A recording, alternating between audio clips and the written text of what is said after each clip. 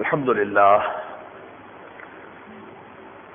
للہ وکفى والصلاة والسلام على عباده الذین اصطفى خصوصا على افضلهم وخاتم النبیین محمد الامین وعلى آلہ وصحبہ اجمعین.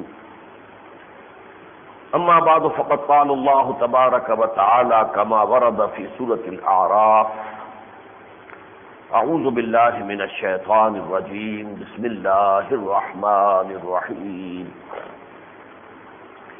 وَلَقَدْ خَلَقْنَاكُمْ ثُمَّ صَوَّرْنَاكُمْ ثُمَّ قُلْنَا لِلْمَلَائِكَةِ اسْجُدُوا لِآدَمَ فَسَجَدُوا إِلَّا إِبْلِيسَ لَمْ يَكُنْ مِنَ السَّاجِدِينَ.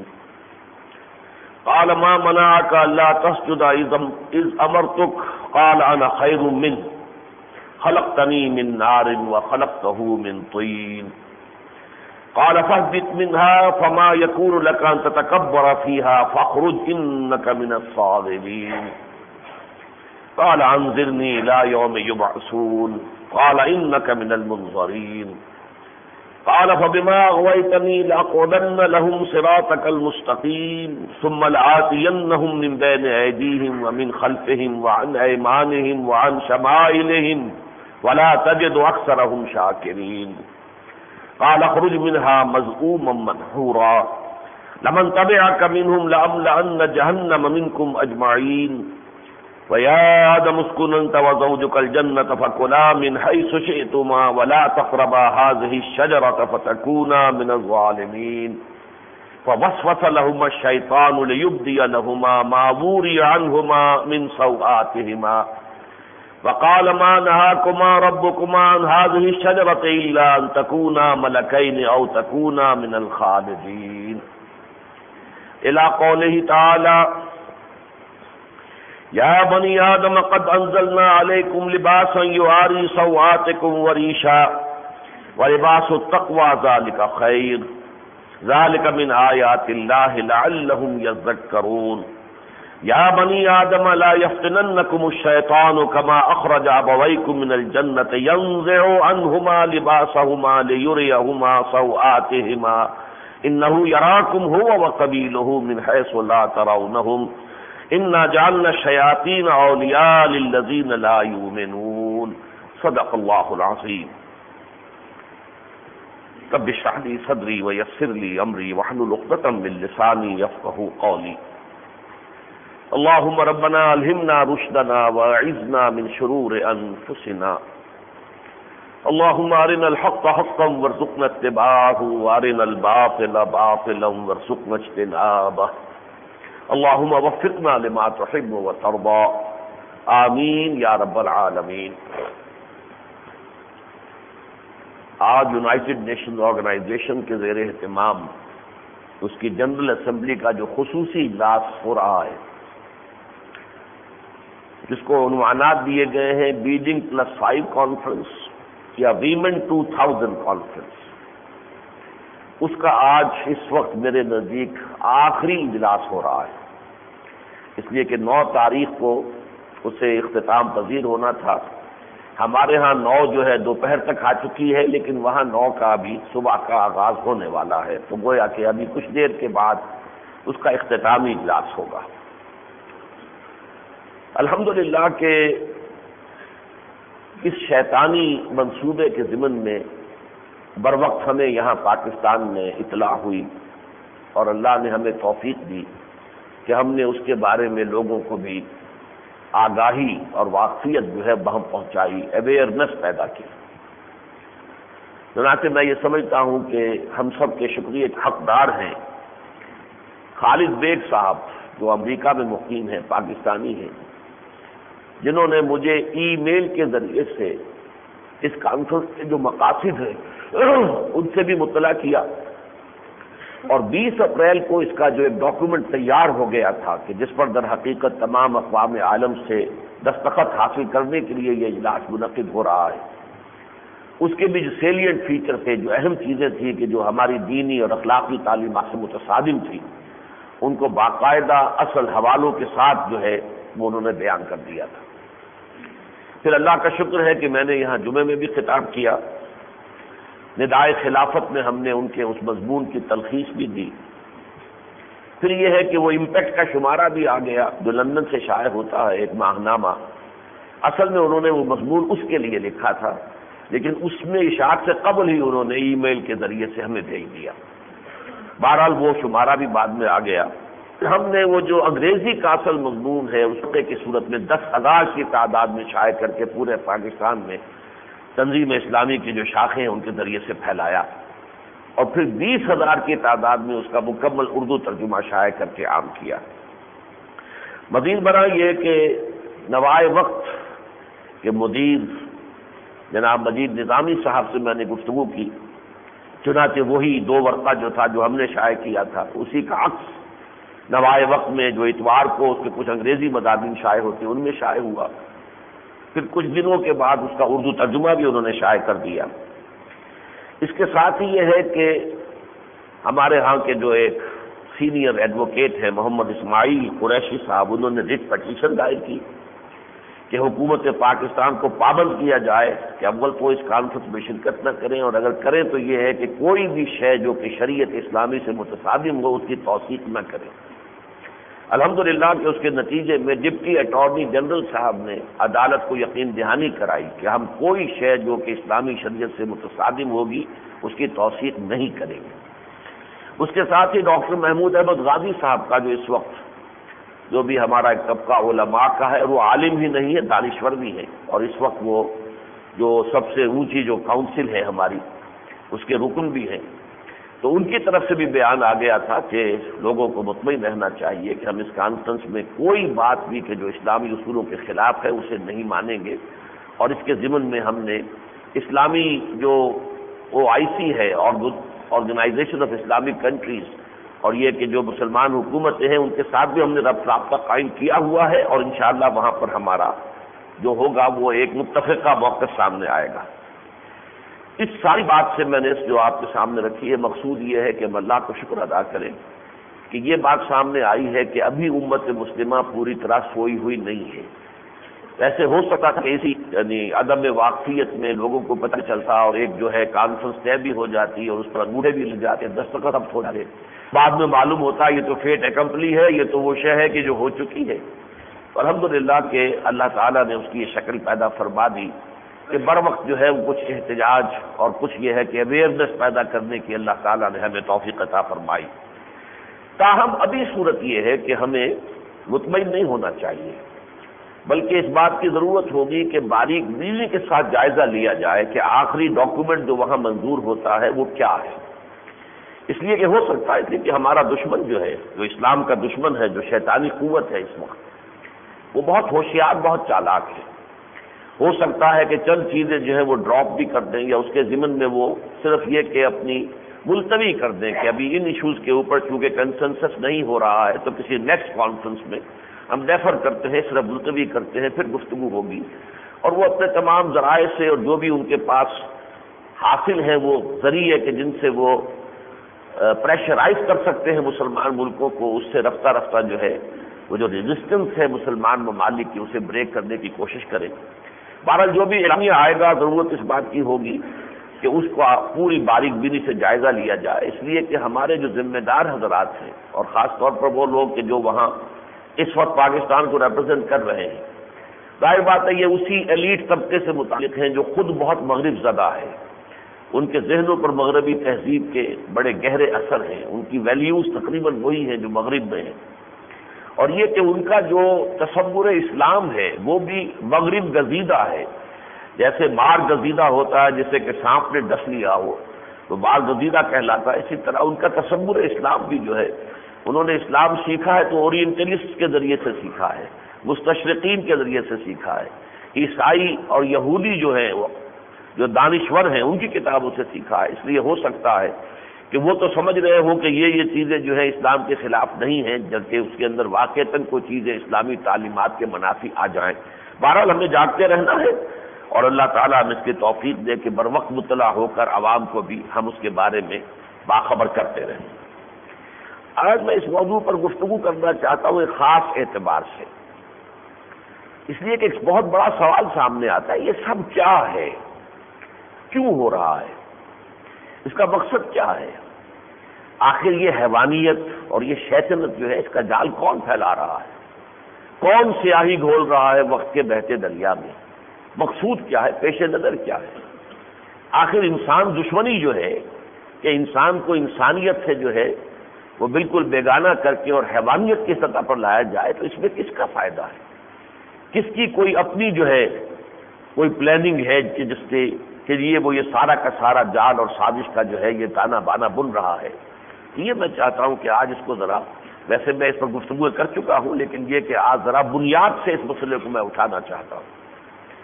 دیکھیے، بنیاد مسئلہ یہ ہے کہ قرآن مجید کا جو فلسفہ کائنات و انسان ہے اور عالم انسانیت میں جو کشاکش خیر و شر ہے، ایک مقابلہ ہے جو جاری ہے، ستیزہ کار رہا ہے ازل سے تا ان روز، چراغ مصطفی سے شرار مولا میں، حق و باطل کی کشمکش، خیر و شر کی کشمکش جاری ہے، مسلسل جاری ہے۔ تو در حقیقت قرآن مجید کا فلسفہ وہ ہے کیا؟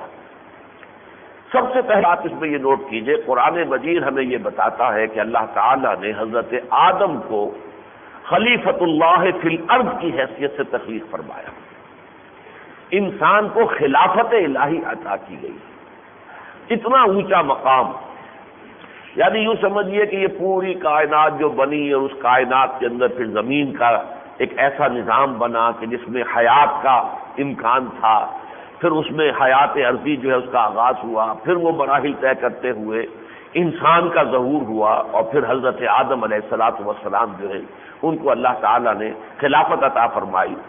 تو اس کا جو اصل پس منظر ہے، اور یہ در حقیقت فلسفہ تاریخ جو ہے اور فلسفہ خیر و شر جو ہے اسلام کا، اس کا یوں سمجھیے کہ بنیاد کا پتھر ہے یہ تصور کہ آدم کی تخلیق ہوئی ہے خلافت ارضی کے لیے۔ اس کا نتیجہ کیا نکلا؟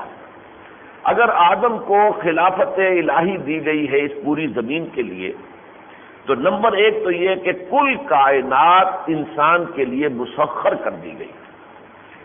دیکھیے قرآن مجید میں ویسے یہ سورہ تمہارے لیے مسخر کیا، سخر لکم الشمس والقمر وسخر لکم الانہار سخر لکم اللیل والنہار، یہ ساری چیزیں آتی ہیں بار بار۔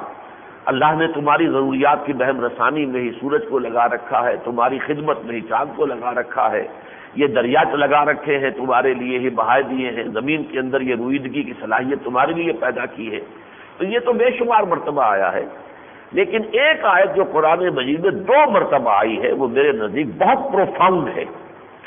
چنانچہ سورہ لقمان میں فرمایا گیا، الم تروا ان اللہ سخر لکم ما فی السماوات و ما فی الارض، کیا تم دیکھتے نہیں ہو کہ اللہ نے تمہارے لیے مسخر کر دیا وہ سب کچھ جو آسمانوں میں ہے اور وہ سب کچھ جو زمین میں ہے، کل کائنات مسخر کی گئی ہے، صرف زمین نہیں، صرف زمین کے دریا نہیں، صرف نظام شمسی کے یہ سورج اور قمر نہیں۔ الم تروا ان اللہ سخر لکم ما فی السماوات، سما بھی نہیں، واحد نہیں، سماوات وما فی الارض، تو یہ مسخر کر دی گئی ہے پوری کائنات۔ در حقیقت اسی کا ظہور ہو رہا ہے، انسان تسخیر کرتا چلا جا رہا ہے، چاند کو مسخر کر چکا، اسے پاؤں تلے روند کے آ چکا ہے، اور نہ معلوم کہاں کہاں پہنچے گا۔ اسی طرح یہ سورہ جاثیہ میں فرمایا، وَسَخَّرَ لَكُم مَّا فِي السَّمَاوَاتِ وَمَا فِي الْأَرْضِ جَمِيعًا مِّنْهُ، اور تمہارے لیے مسخر کر دیا اللہ نے وہ سب کچھ جو آسمانوں میں ہے اور جو کچھ کے زمین میں، کل کا کل، اور زیادہ زور دے کر کہ کہیں کوئی استثناء کا ذہن میں نہ رہ جائے کہ فلاں شاید مسخر نہیں کیا، جمیعاً منہ، کل کا۔ تو پہلی بات تو ظاہر بات ہے جس سے خلافت ہے، تو کائنات جو ہے اس کے سامنے نمو نہ ہو تو خلافت کیا ہوگی؟ وائسرائے اگر آتا تھا تاج برطانیہ کی طرف سے مقرر ہو کر، تو ظاہر بات ہے یہاں کی ساری حکومتی مشینری اس کے تابع کر دی جاتی تھی، مطلب وائسرائے کے نام کا۔ اس اعتبار سے پہلی بات تو ہمارے سامنے یہ آئی کہ یہ جمادات اور یہ تمام نباتات اور یہ ارض و سماوات اور یہ تمام گیلیکسی سب مسخر کر دی۔ نمبر 2 یہ کہ تمام ذی شعور مخلوقات جو ہیں، جن میں سب سے چوٹی پر ہے فرشتے، نوری مخلوق ہے، نور سے پیدا کیے گئے، اللہ سے بہت قرب رکھتے ہیں، کائنات کا سارا انتظام انہی کے ذریعے سے ہو رہا ہے۔ اور اس کے علاوہ جنات، یہ دوسری باشعور جو ہے اور صاحب ارادہ مخلوق ہے، اس سے کمتر درجے کی ہے، ان سب کو آدم کے سامنے جھکنے اور سجدہ کرنے کا حکم دے دیا گیا۔ تاکہ سب کے سب اس کے تابع فرمان ہو جائیں۔ یہ جو میں نے جنات کے بارے میں کہا ہے تو ایک رائے تو یہ ہے کہ واقعتاً وہ حکم جو تھا سجدہ کرنے کا وہ صرف فرشتوں کو نہیں بلکہ جنات کو بھی تھا، لیکن کہا اس لیے جاتا ہے کہ ہم نے فرشتوں کو حکم دیا برسبیل تغلیب کہ جو اس میں غالب عنصر ہے فرشتوں کا اس کا ذکر کر دیا، جو ان سے کمتر ہے وہ تو خود بخود آ گئے، انڈرسٹوڈ ہے۔ لیکن بہرحال اس میں خاص طور پر جو ہے ایک جو جنی تھا، ایک جن عزازیل نامی، وہ خاص طور پر اس کا ذکر قرآن مجید میں آتا ہے 7 مقامات پر۔ اس نے سجدہ کرنے سے انکار کیا، اس نے بغاوت کی۔ یہ جن کیوں شامل ہو گیا ملائکہ میں تو اس کے بارے میں مختلف آ رہا۔ ایک تو رائے وہی ہے جو میں عرض کر چکا ہوں کہ تمام ہی جنوں کو حکم تھا، ان میں سے یہ بھی تھا جس نے سرتابی کی، اوروں نے بھی کی ہوگی لیکن یہ ان کا سر خیل تھا، اس لیے اس کا ذکر قرآن مجید میں کیا گیا۔ ایک رائے یہ ہے کہ یہ اگرچہ جن تھا لیکن اپنی علمیت کی بنیاد پر، زہد کی بنیاد پر، تقوی کی بنیاد پر، عبادت گزاری کی بنیاد پر یہ ملائکہ ہی میں شامل ہو گیا تھا۔ یہ چیز چونکہ ویسے بھی ملائکہ میں اور جنات میں فرق بہت تھوڑا ہے، وہ نوری مخلوق ہے، یہ ناری مخلوق ہے۔ نار میں بھی تو نور ہے نا، بلکہ یہ کہ عربی قواعد سے تو دونوں کا مادہ تو ایک ہی ہے۔ یہ الف جو بیچ میں آ گیا ہے یا واو آ گیا نور کے اور نار میں آ گیا الف، یہ حروف علت ہے، اور حروف علت جو ہے وہ ایک دوسرے کی جگہ بدلتے رہتے ہیں۔ نار اور نور میں بس فاصلہ تھوڑا، یہ قدم ہے فاصلہ دار جسے کہتے ہیں، تھوڑا فصل ہے، تو قرب ہے جنات کو ملائکہ کے ساتھ۔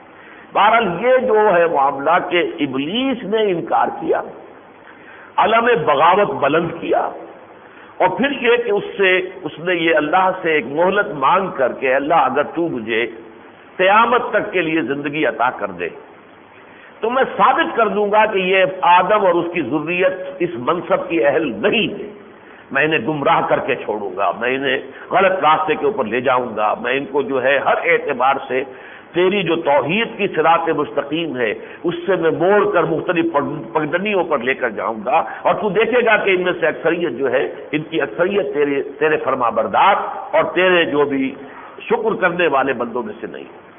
اب یہ واقعہ جو ہے ذرا نوٹ کیجئے، اس کی اہمیت کا اس سے آپ اندازہ کیجئے۔ قرآن میں 7 مرتبہ آیا، یہ کوئی استعارہ نہیں ہے، یہ ایک واقعہ ہے۔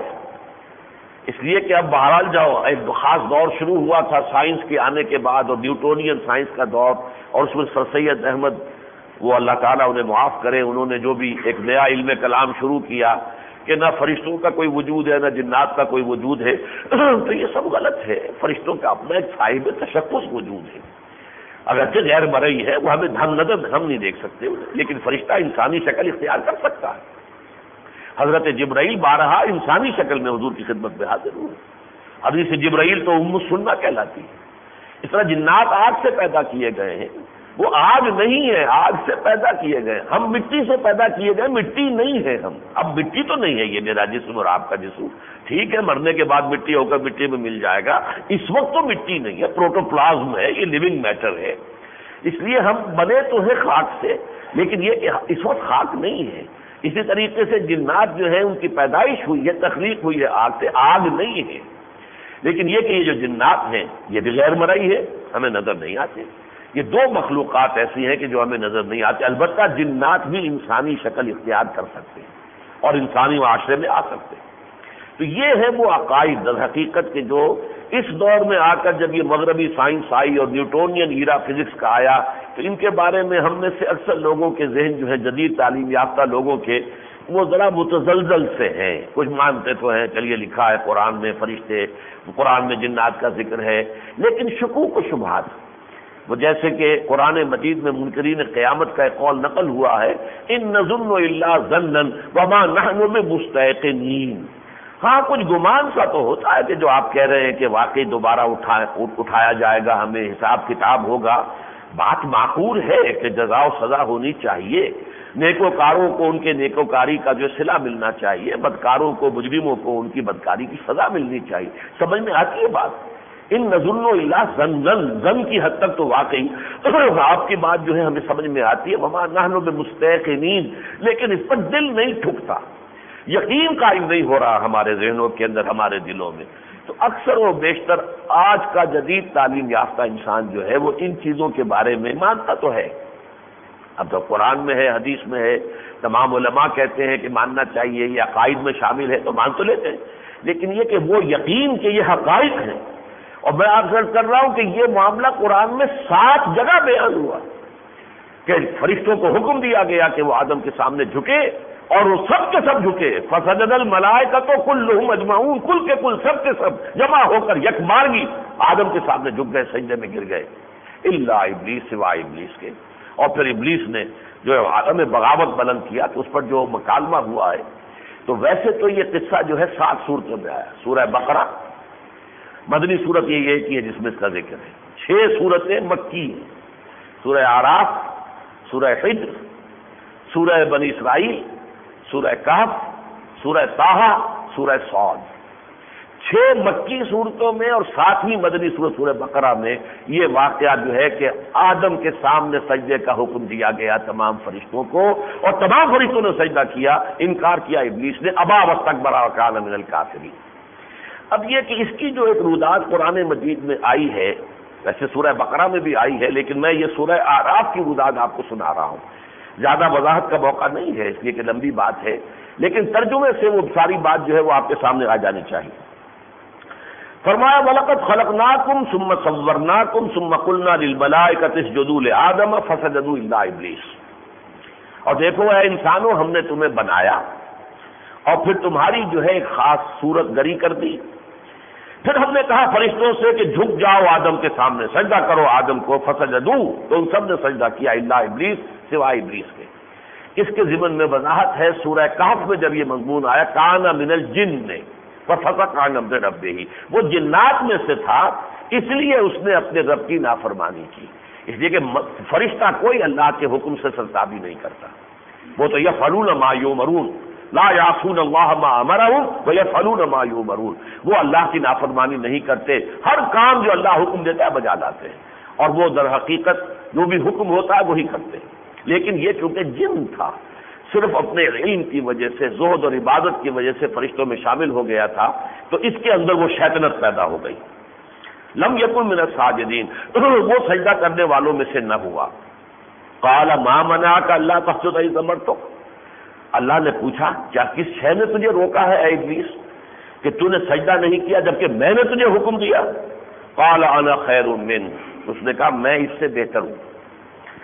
خلقتنی من نار وخلقتہ من طین، تو نے مجھے آگ سے بنایا، اسے مٹی سے بنایا. اب سمجھ لیجئے کہ یہ ہے اصل میں اپنی برتری کا احساس، تکبر، غرور، گمنڈ، سرکشی کہ میں بہتر ہوں. یہ ہے جو اصل سبب ہے ابلیسیت کا. پہلے یہ بھی نوٹ کر لیجئے ابلیس کے معنی کیا ہے. اس کا نام ہے عزازیل. آج میں علامہ اقبال کے وہ اشعار میں سناؤں گا. کہتا تھا عزازیل خداوند جہاں سے، وہ بہت اہم بڑے پیارے اشعار ہیں. اس کا اصل نام عزازیل تھا، لیکن ابلیس کیوں بنا ہے؟ ابلس یبلس عربی میں کہتے ہیں انتہائی مایوس ہو جانے. اس لیے کہ جب اس نے اللہ کے صریح حکم کی طرح سرتابی کی تو اللہ کی رحمت سے دور ہو گیا، لعنت اس پر ہو گئی، ملعون ہو گیا، راندہ درگاہ حق ہو گیا، اور اب اسے اپنے لیے تو کوئی امید نہیں رہی کہ میرے لیے کوئی خیر ہو سکتا ہے، میرے لیے بھلائی ہو سکتی ہے. تو ابلیس اصل میں کہتے ہیں، مبلس کہتے ہیں اس کو کہ جو بالکل مایوس ہو چکا ہو. تو ابلیس جو ہے اس فعل کے وزن پر مبالغے کا سیکھا، انتہائی مایوس شخصیت. تو یہ چونکہ ہو گیا، اب اس نے جو کمر کسی وہ اس پر کہ ہم تو ڈوبے ہیں سنم، تم کیوں بولے ڈوبیں گے، کہ ہمارا تو جو بیڑا غرق ہو گیا میرا تو، لیکن میں آدم کو اور اس کی نسل کو بھی جو ہے گمراہ کر کے چھوڑوں گا. یہ اصل میں وہ ہے اس کے حسد کی آگ جو اس میں آگ کا بھی ہے بنا ہوا، پھر وہ حسد کی آگ اس میں جل رہی ہے. نارون علی نار، قرآن مجید میں سورہ نور میں آیا نورون علی نور. میں کہہ رہا ہوں نارون علی نار، ایک تو ناری الاصل ہے اور ایک حسد کی آگ اس کے دل میں جل رہی ہے، اور تکبر. ابا واستکبر وکان من الکافرین، اس نے انکار کیا سجدے سے. یہ سورہ بقرہ میں آیا ہے 4 رکوع میں. اور استکبار کیا، گھمنڈ کیا، غرور کیا، میں اس سے بہتر ہوں. قال انا خیر منہ خلقتنی من نار وخلقتہ من طین قال فاہبط منها فما یکون لک ان تتکبر فیہا. اللہ نے فرمایا تو ٹھیک ہے، دفع ہو جاؤ یہاں سے، نکل جاؤ، یہ جنت ہی کے اندر مقیم تھا. اب تمہارا کوئی حق نہیں ہے کہ تم تکبر کرو، اس جنت کے اندر رہو، تکبر کرتے رہو. فخرج انک من الصاغرین، نکل جاؤ، اب تم چھوٹوں میں سے، ذلیل اور رسوا لوگوں میں سے ہوگے. قال انظرنی الی یوم یبعثون، اس نے ایک عرضداشت پیش کی، پروردگار مجھے اس دن تک کے لیے مہلت عطا کر دے، میری زندگی اتنی دراز کر دے جس دن کے یہ دوبارہ اٹھائے جائیں گے، یعنی تمام انسان جب دوبارہ اٹھیں گے، بعد سے بعد الموت کا مرحلہ آئے گا، اس دن تک کے لیے میری زندگی دراز کر دے۔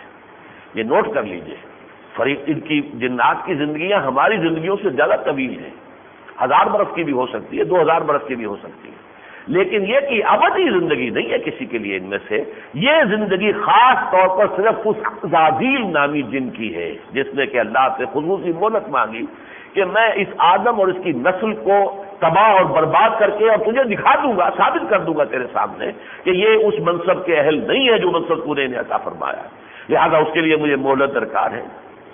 قال انظرنی الی یوم یبعثون قال انک من المنظرین، اللہ نے فرمایا ٹھیک ہے جاؤ، تمہیں ہم مہلت دے رہے ہیں، تمہیں مہلت دے دی گئی، گرانٹ کر دی گئی۔ قال فبما اغویتنی، اب اس نے کہا، اس کی خباثت جو ہے ابلیسیت جو اس کی زبان پر آئی، اللہ کی طرف سے تو عہد دے لیا اس نے، بما اغویتنی پروردگار تو نے جو مجھے گمراہ کیا، اس آدم کو یہ شرف عطا کرنے کی وجہ سے ہی میں گمراہ ہوا نا، تو نے اسے یہ شرف عطا کیا، یہ مقام عطا کیا، مسجود ملائک بنایا، اس کی وجہ سے میں راندہ درگاہ ہوا ہوں نا، تو تیرا ہی فعل ہے جو میری گمراہی کا سبب بنا ہے، تو نے اسے یہ مقام دیا، تو گویا کہ تو نے مجھے گمراہ کیا۔ فبما اغویتنی لاقعدن لهم صراطک المستقیم، تو اب میں ڈیرا لگا کر بیٹھوں گا، جو تیری شاہراہ ہے توحید کی، اس پر بیٹھ کر ان کے اوپر حملے کروں گا، اور ان کے اوپر جو ہے میں طاق لگا کر جو ہے ان پر وار کروں گا۔ ثم لآتینہم من بین ایدیہم، پھر میں ان پر حملہ آور ہوں گا ان کے سامنے سے بھی، ومن خلفہم، اور ان کے پیچھے سے بھی، وعن ایمانہم، ان کے داہنی جانب سے بھی، وعن شمائلہم، اور ان کے بائیں جانب سے بھی، ولا تجد اکثرہم شاکرین، اور تو نہیں پائے گا ان میں سے اکثر کو شکر گزار اور شکر کرنے والے۔ قال اخرج منہا مذموما مدحورا، اللہ نے فرمایا اچھا دفع ہو جاؤ، نکل جاؤ یہاں سے مذمت زدہ ہو کر اور دھکے دیے جا کر۔ لمن تبعک منہم، تو اب جو بھی ان میں سے، ان بنی آدم میں سے جو بھی تیری پیروی کرے گا، لأملأن جہنم منکم اجمعین، تو میں لازماً جہنم کو بھر دوں گا تم سب سے، یعنی جنات میں سے تو سب سے پہلے، اور جو جنات میں سے تیری پیروی کریں گے وہ بھی، اور جو انسانوں میں سے تیری پیروی کو، ان سب سے میں جہنم کو بھر دوں گا، یہ میرا فیصلہ ہے۔ یا آدم اسکن انت وزوجک الجنہ، اب یہ فیصلہ کرنے کے بعد اللہ تعالیٰ نے ارشاد فرمایا اے آدم اب تم اور تمہاری بیوی رہو جنت میں، فکلا من حیث شئتما، اور اب جنت کے اندر سے سارے پھل کھلا ہوا ہے، جہاں سے چاہو کھاؤ، ولا تقربا هذه الشجرہ، ایک درخت کی طرف اشارہ کر دیا، اس درخت کے قریب مت پھٹکنا، فتکونا من الظالمین، اگر ایسا تم نے کیا تو تم ظالم ہو جاؤ گے، گناہگار ہو جاؤ گے۔ فوسوس لہما الشیطان، تو اب وسوسہ اندازی کی شیطان نے ان کے ذہنوں میں، ان کے دلوں میں، یہ وسوسہ جو ہے اس کی استعداد اللہ نے شیطان اور جنات جو اس کے شیاطین جو ہیں اس کی نسل میں سے، یا اس کے جو پیروکار ہیں، وہ جو فوجیں اس کی ہیں شیاطین جن کی، ان کو یہ صلاحیت دے رکھی ہے انسان کے اندر وسوسہ اندازی کریں، الذی یوسوس فی صدور الناس، تو یہ وسوسہ اندازی جو ہے حضرت آدم اور حضرت حوا کی بھی کی۔ لِيُبْدِيَ لَهُمَا مَا وُرِيَ عَنْهُمَا مِنْ سَوْءٍ، یہ الفاظ ذرا، تاکہ ظاہر کر دے، کھول دے ان پر جو کچھ کے چھپا لیے گئے تھے ان سے ان کی شرمگاہیں، یعنی آدم اور حوا جو تھے جنت کے اندر، تو اللہ تعالیٰ نے انہیں جنت کا کوئی حلہ، کوئی لباس جسے ہم نہیں جان سکتے وہ کیا تھا، وہ عطا کر رکھا تھا، وہ ان کا سطر تھا، وہ ان کا ساتر تھا لباس، لیکن اس درخت کا پھل کھانے کا فوری نتیجہ یہ نکلا کہ وہ ننگے ہو گئے، اور ان پر اپنی شرمگاہیں جو ہیں وہ نمایاں ہو گئیں۔ وَقَالَ مَا نَهَاكُمَا رَبُّكُمْ عَنْ هَٰذِهِ الشَّجَرَةِ، اور ایک جگہ یہ بھی آتا ہے کہ جب انہیں یہ احساس ہوا تو انہوں نے فوراً جنت جو ہے اس کے جو درختوں کے پتے ہیں انہیں گانٹھ کر اپنے لیے لباس بنانا شروع کیا، تاکہ اپنے سطر کو ڈھانپ سکیں، اپنے سامنے اور پیچھے کی طرف وہ پتے جو ہیں ان کو گانٹھ کر وہ لٹکا لیں۔ وَقَالَ مَا نَهَاكُمَا رَبُّكُمَا عَنْ هَٰذِهِ الشَّجَرَةِ، اور شیطان نے اصل میں وسوسہ یہ ڈالا ان کے دلوں میں کہ تمہارے رب نے جو اس درخت سے تمہیں منع کیا ہے تو صرف اس لیے الا ان تکونا ملکین، کہ مبادا تم فرشتے نہ بن جاؤ، اور تکونا من الخالدین، یا تم ہمیشہ ہمیشہ رہنے والے نہ ہو جاؤ، اس لیے منع کیا ہے، تو کھا لو تاکہ تم بھی فرشتے، حالانکہ فرشتے تو ان کے سامنے سجدہ کر چکے تھے۔ اب یہ انسان کی فرشتے بھول، نسیان اور شیطان کے اغوا سے اثر لے لینا، یہ آدم کے اندر ہے۔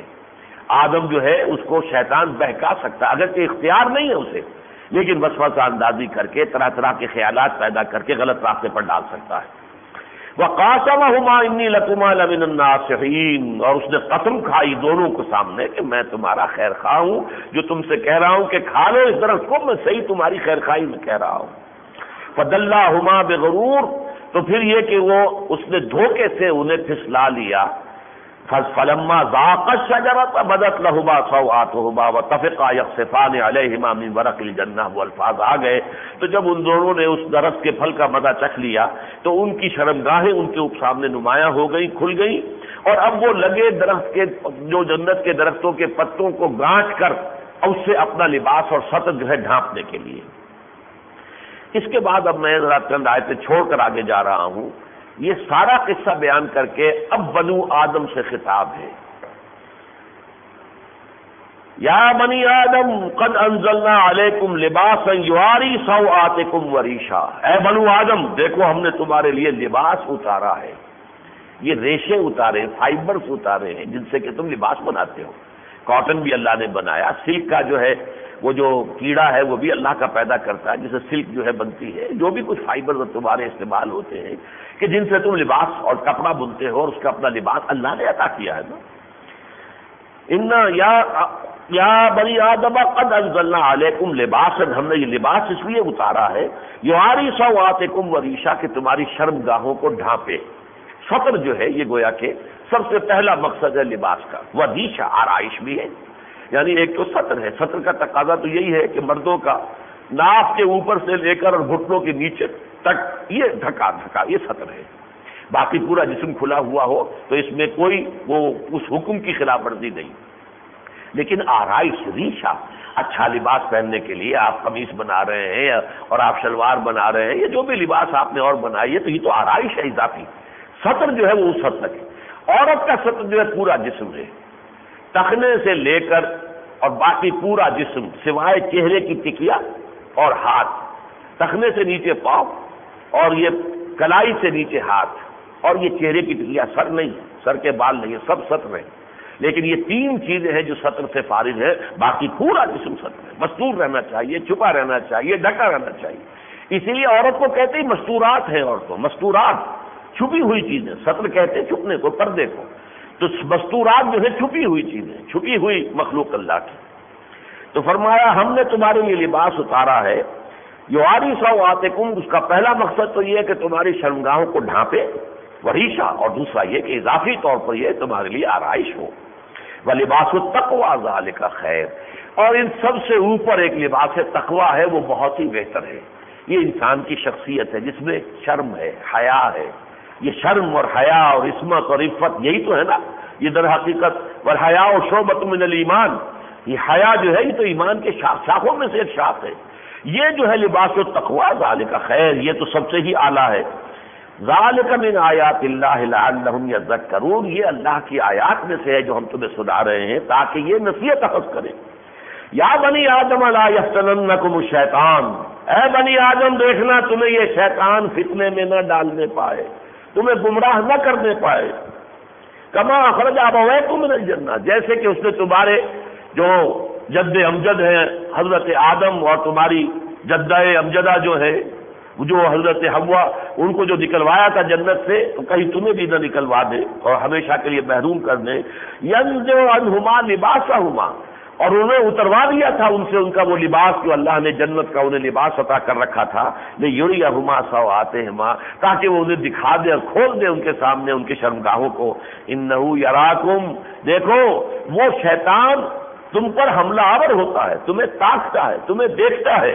ہوا و قبیلہ، نہ صرف وہ خود عزازیل نامی جن جسے اللہ نے دے رکھی ہے مہلت قیامت تک کے لیے اور وہ بعد الموت تک کے لیے زندگی اس کی طویل کر دی ہے، نہ صرف یہ کہ وہ تم پر حملہ آور ہو سکتا ہے، وہ قبیلہ، بلکہ اس کی قبیلہ، اس کی فوج، شیاطین جن اس کے جو ہم خیال ہیں جنات میں نیک بھی ہیں لیکن کم نیک ہیں، زیادہ جو ہے ان میں شیطنت ہے، زیادہ میں سرکشی ہے، لہذا وہ سب کے سب کیا ہے در حقیقت وہ اس عزازیل نامی جن جو ہے ابلیس اور شیطان جس کا نام صفاتی ہے، اصل ذاتی نام عزازیل ہے، ابلیس بھی صفاتی نام ہے، شیطان بھی صفاتی نام ہے، اصل نام عزازیل ہے۔ تو یہ اس کی جو ضروریت ہے، اس کی جو فوجیں ہیں، یہ تم پر وہاں سے حملہ آور ہوتے ہیں، تمہیں تاکتے ہیں جہاں سے تم انہیں نہیں دیکھتے، یہ غیر مرئی ہے۔ اب ایک تو یہ ہے کہ کوئی انسان آپ پر حملہ کرے، آپ کو نظر آ رہا ہے، اور کچھ نہیں تو فرض کیجیے لاٹھی آپ کے سر پر آ رہی ہے تو ہاتھ ہی آپ اٹھا دیں گے کہ ہاتھ کے جو اوپر جو ہے اس کو روکیے، ہاتھ کی ہڈی ٹوٹ جائے، سر تو نہ پھٹے۔ لیکن یہ کہ جو نظر ہی نہیں آ رہا، جو دشمن ایسا ہے کہ جو ہمارے لیے غیر مرئی ہے، انہ یراکم ہوا وقبیلہ من حیث لا ترونہ، وہ تو تمہیں وہاں سے دیکھتے ہیں، ادھر سے تاکتے ہیں اس مقام سے جہاں سے کہ تم انہیں نہیں دیکھتے۔ انا جعلنا الشیاطین اولیاء للذین لا یؤمنون، ہم نے ان شیاطین کو دوست اور پشت پناہ اور حمایتی بنا دیا ہے ان لوگوں کے لیے جو ایمان نہیں لاتے یا ایمان نہیں رکھتے، ایمان سے تہی دست، ایمان سے محروم، اللہ اور یوم آخرت اور فرشتوں اور وحی اور کتابوں پر ایمان اور یقین سے جو محروم ہوگا، پھر یہ شیاطین اس کے ساتھی بھی ہیں، دوست بھی ہیں، پھر تو ایسا ہے کہ جدھر چاہیں وہ لے جائیں، جس کھائی میں چاہیں جا کے پٹک دیں، جس کنویں میں چاہیں گرا دیں، اس لیے کہ انہوں نے خود جو ہے ان شیاطین کو اپنا دوست بنا لیا ہے۔ یہ میں نے صرف ایک مقام سے آپ کے سامنے یہ آیات رکھی ہیں، یہ سورہ اعراف جیسا کہ میں نے عرض کیا اس کا دوسرا رکوع ہے، طویل ہے، لیکن یہ مضمون جو ہے 4 جگہوں پر آیا ہے قرآن میں، یعنی ان 7 میں سے باقی 3 جگہوں پر شیطان کا چیلنج نہیں آیا، لیکن جیسا کہ چیلنج ابھی بیان کیا کہ میں ان پر حملہ آور ہوں گا، توحید کی صراط مستقیم پر میں تاک لگا کر بیٹھوں گا، ان پر سامنے سے بھی حملہ کروں گا، پیچھے سے بھی، دائیں سے بھی، بائیں سے بھی، اور انہیں گمراہ کر کے رہوں گا۔ لیکن یہی جو بات ہم دیکھتے ہیں کہ سورہ بنی اسرائیل میں آئی ہے، ذرا تھوڑی سی اور وضاحت کے ساتھ، میں اس کا ابتدائی اور آخری حصہ نہیں پڑھ رہا، بلکہ صرف یہ کہ جب اس سے پوچھا گیا کہ تو نے سجدہ کیوں نہیں کیا، قال رأیتک ھذا الذی کرمت علی، ابلیس نے کہا اللہ سے، اے پروردگار تو نے جس اس مخلوق کو، اس آدم کو مجھ پر تو نے برتری دی ہے، زیادہ عزت دی ہے، اس کو مجھ سے اوپر کر دیا ہے، لئن اخرتنی الی یوم القیامہ لاحتنکن ذریتہ الا قلیلا، اگر تو مجھے یوم قیامت تک کی مہلت دے دے، مؤخر کر دے میری موت کو، میری موت نہ واقع ہو قیامت تک، تو پھر میں اس کی اولاد جو ہے، اس کو اور اس کی اولاد کو ڈھاٹی دے دوں گا، یعنی میں اچھی طریقے سے اسے غلط راستے کو پر لے آؤں گا، جیسے کسی جانور کو جو ہے وہ باندھ دیا جاتا ہے، اس کے گھوڑے کے اندر جو ہے وہ لوہے کی جو ہے منہ کے اندر ڈال دی جاتی ہے، ڈھاٹی کہلاتی ہے، میں ان سب کو ڈھاٹی دے دوں گا اور پھر جدھر چاہوں گا لے جاؤں گا۔ قال فاذهب فمن تبعك منهم فإن جہنم جزاؤكم جزاء موفورا، اللہ نے فرمایا ٹھیک ہے دفع ہو جاؤ، تو جو کوئی بھی ان میں سے تمہاری پیروی کرے گا تو پھر جہنم ہی تم سب کے لیے وافر بدلہ ہوگا، وہی ہوگا صحیح بدلہ۔ واستفزز من استطعت منهم بصوتك، ان انسانوں میں سے جس کو بھی تیرے لیے ممکن ہو، اپنی چیخ اور پکار، اپنی آواز کے ذریعے سے ڈگمگانے کی کوشش کر صراط مستقیم سے۔ واجلب علیہم بخیلک ورجلک وشارکہم فی الاموال والاولاد وعدہم، اور یہ کہ ان پر چڑھا لا، اپنے سوار بھی اپنے پیدل بھی، ہر طرح سے حملہ کر لے، دشمنی پوری کر لے ان کے ساتھ، اور ان میں مشارکت کر لے، ان کی اولاد میں بھی اور ان کے مال میں بھی۔ جب یہ حرام طریقے سے کمائیں گے تو گویا کہ شیطان جو ہے ان کا کھاتے دار بن گیا، شریک ہو گیا مال کے اندر، اور جب غلط طریقے سے زنا کے ذریعے سے اولاد پیدا ہوگی تو شیطان گویا کہ ان کا شریک ہو گیا اولاد کے اندر۔ وعدہم، اور ان کو خوب وعدے جو ہے، سبز باغ ان کو دکھا وعدے کر، وما یعدہم الشیطان الا غرورا، اور نہیں وعدہ کرتا ان سے شیطان مگر دھوکے کا، جھوٹا وعدہ۔ ان عبادی لیس لک علیہم سلطان، یہ بات نوٹ کر لے کہ میرے بندوں پر تجھے اختیار کوئی حاصل نہیں ہوگا، تو کسی انسان کو زبردستی غلط راستے پر نہیں جا سکے، وسوسہ کر لے، برائی کو مزین کر دے اس کے لیے، وہ جو بھی بدکاری ہے یا جو بھی اخلاق باختہ جو ثقافت ہے اس کو بڑی ثقافت کے نام کے اوپر جو ہے اس کو دنیا میں اس کو عام کر دے، لیکن یہ سب کچھ تو کر سکتا ہے، لیکن میرے کسی ایک بندے کو بھی زبردستی راہ ہدایت سے ہٹا کر اور کفر اور شرک پر نہیں لے جا سکتا۔ وَكَفَى بِرَبِّكَ وَكِيلًا، اور کافی ہے اے نبی آپ کا رب کہ جو کفایت کرتا ہے اپنے اہل ایمان لوگوں کے لیے سہارا ہے، وکیل ہے، ان کا ساتھی ہے، پشت پناہ ہے، مددگار ہے۔ دو اور صورتوں میں، سورۃ الحجر میں اور سورہ صاد میں تقریباً ایک سے الفاظ میں یہ مضامین آئے ہیں۔ قال فخرج منها فإنك رجیم، اللہ نے فرمایا اے ابلیس نکل جاؤ یہاں سے، جنت سے، اس لیے کہ تم مردود ہو۔ یہ آیت جو کہ تم آئی ہے دونوں جگہ پر۔ ان علیک اللعنۃ الی یوم الدین، اب اس جزا و سزا کے دن تک کے لیے تجھ پر میری لعنت ہے، تو ملعون ہو گیا۔ یہ تو ہے سورہ ہجر میں، اور سورہ صاد میں صرف یہ فرق ہے ان علیک لعنتی الی یوم الدین، تجھ پر لعنت اب رہے گی اس قیامت کے دن تک، جزا و سزا کے فیصلے کے دن تک۔ قال رب فانظرنی الی یوم یبعثون، پھر کہا اس نے ابلیس نے وہی بات جو ہم دو مرتبہ پہلے پڑھ چکے ہیں، پروردگار مجھے مہلت دے دے اس دن تک کے لیے جس دن انہیں دوبارہ تو اٹھائے گا بعد الموت میں۔ یہ قال فإنک من المنظرین، کہا ٹھیک ہے تمہیں یہ مہلت دے دی گئی، گرانٹڈ، الی یوم الوقت المعلوم، اس وقت معلوم والے دن تک کے لیے، وہ جو یوم قیامہ ہے اس کے لیے تمہیں مہلت دے دی گئی۔ یہ تینوں آیات جو کہ تو انہی الفاظ میں ریپیٹ ہوئی ہیں سورہ ہجر میں اور سورہ صاد میں۔ قال رب بما اغویتنی، اب یہاں پھر وہی بات اس نے کہی جو ہم پڑھ چکے ہیں سورہ اعراف میں، پروردگار تو نے جو مجھے بغوا کیا اور مجھے گمراہ کر دیا، لأزینن لہم فی الارض، اب میں زمین کو مزین کر دوں گا ان کے لیے، زمین میں چمک دمک، یہ ہم پڑھ چکے ہیں سورہ کہف کے حوالے سے کہ سب سے بڑی چیز ہے وہ زمین کی زیبائش ہے، آرائش ہے، چمک دمک ہے، یہاں کی رونقیں ہیں، دولت ہے، بلڈنگیں ہیں، ساز و سامان ہے، یہ ساری چیزیں ہیں کہ جن کے اندر انسان اسیر ہو جاتا ہے، زلف گراگیر کا اسیر، اسی دنیا کا جو ہے، دنیا کی زندگی کا اور اس کے جو بھی مظاہر ہیں انہی کا پرستار بن جاتا ہے۔ لَأُزَيِّنَنَّ لَهُمْ فِي الْأَرْضِ وَلَأُغْوِيَنَّهُمْ أَجْمَعِينَ، اور میں ان سب کو گمراہ کر کے رہوں گا۔ تو جو سورہ صاد میں الفاظ آئے ہیں اس میں یہ نہیں ہے بما اغویتنی لَأُزَيِّنَنَّ لَهُمْ، بلکہ فَبِعِزَّتِكَ لَأُغْوِيَنَّهُمْ أَجْمَعِينَ، اے رب میں تیری عزت کی قسم کھا کر کہتا ہوں میں ان سب کو گمراہ کر کے رہوں گا، إِلَّا عِبَادَكَ مِنْهُمُ الْمُخْلَصِينَ، سوائے ان میں سے تیرے ان بندوں کے جنہیں تو نے اپنے لیے خالص کر لیا ہو۔ اللہم ربنا اجعلنا منہم، یعنی ان پر میرا اختیار نہیں ہوگا، باقی تو میں پوری نوع انسانی جو ہے اسے ڈھاکی دے لوں گا۔ یہ میں نے آپ کو اس لیے بتایا کہ اندازہ ہو قرآن مجید کے نزدیک یہ کتنا اہم مضمون ہے۔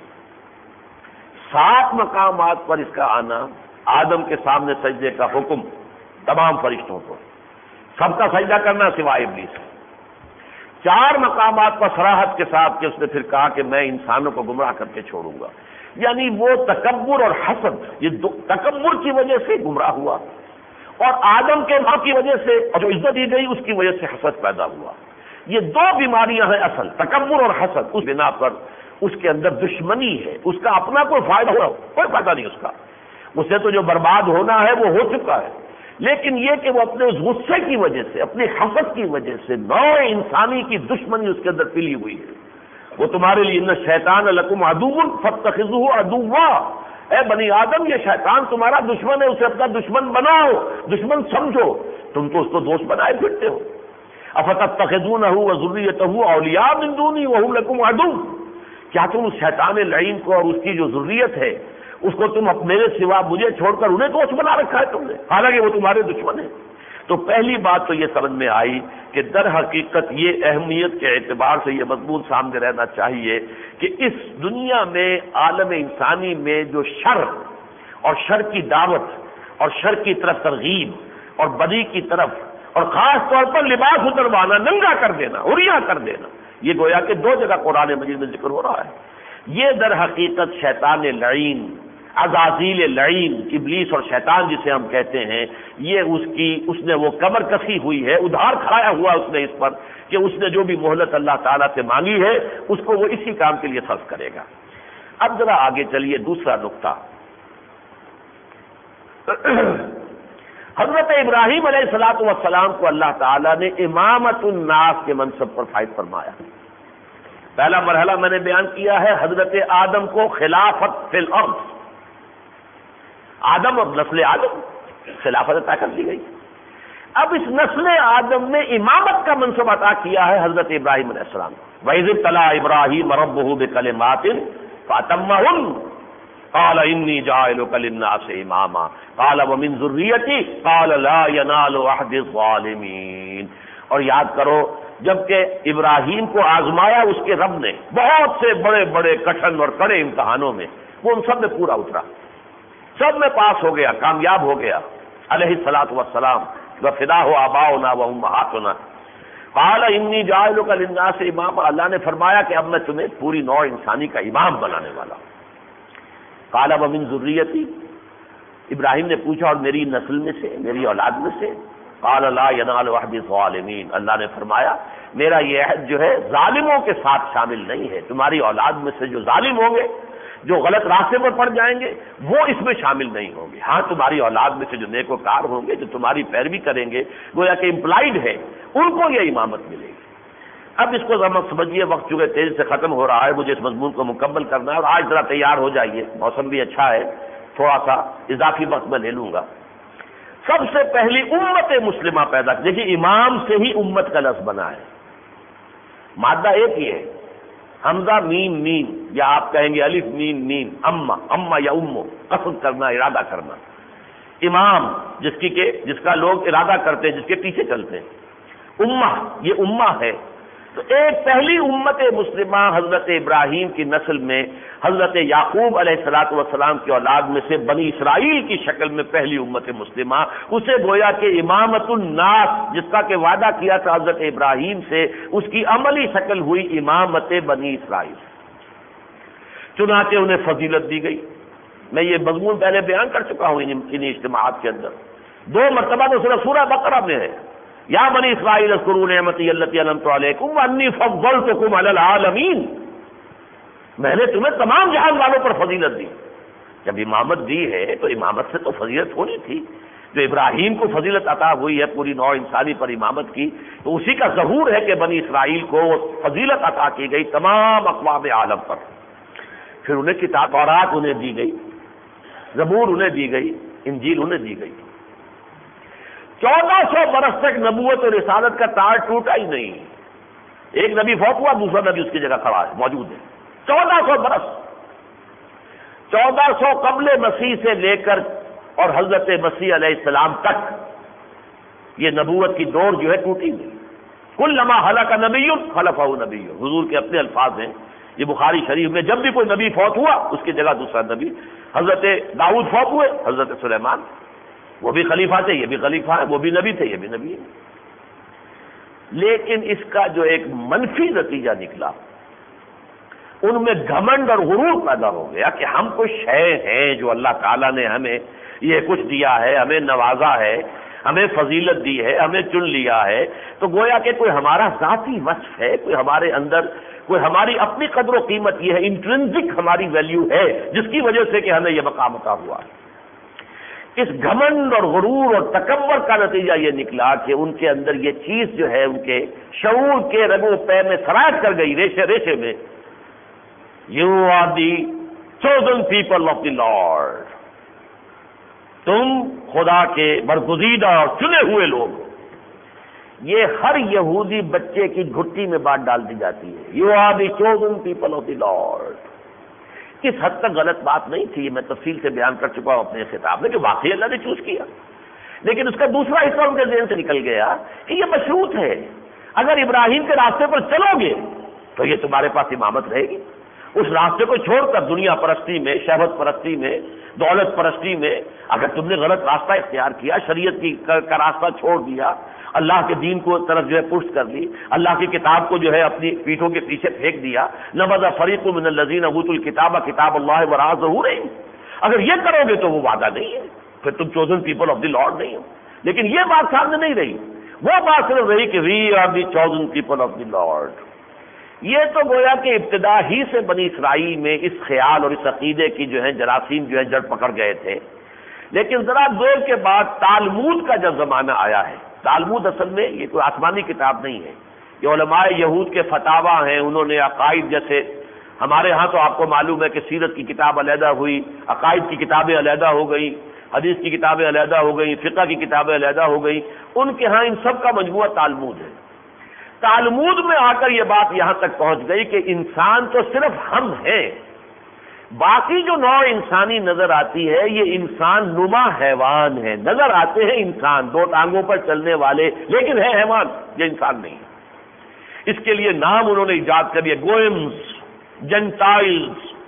یہ ایک کمتر مخلوق ہے، یہ انسان نہیں ہے حقیقت میں۔ پورا انسان صرف ہم ہیں یہودی، we are the chosen people of the Lord, یہاں تک تو بات پھر بھی غنیمت تھی، لیکن آگے بڑھ کر یہ کہ ہم ہی انسان ہیں، باقی جو انسان ہے وہ اصل میں انسان ہے ہی نہیں، انسان نما حیوان ہے۔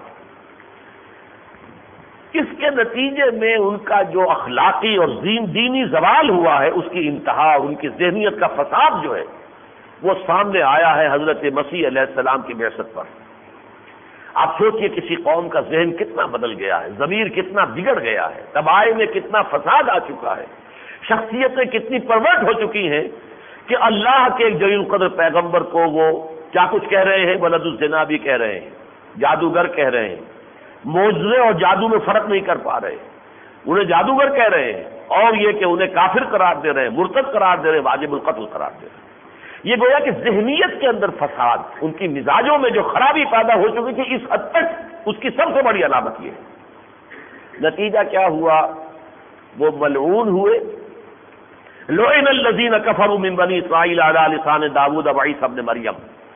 اب لعنت ان پر، جیسے ابلیس پر لعنت ہوئی تھی ایسے ہی لعنت ہوئی، اور یہ مغضوب علیہم قرار پائے، اللہ کے غضب کے مستحق ہیں۔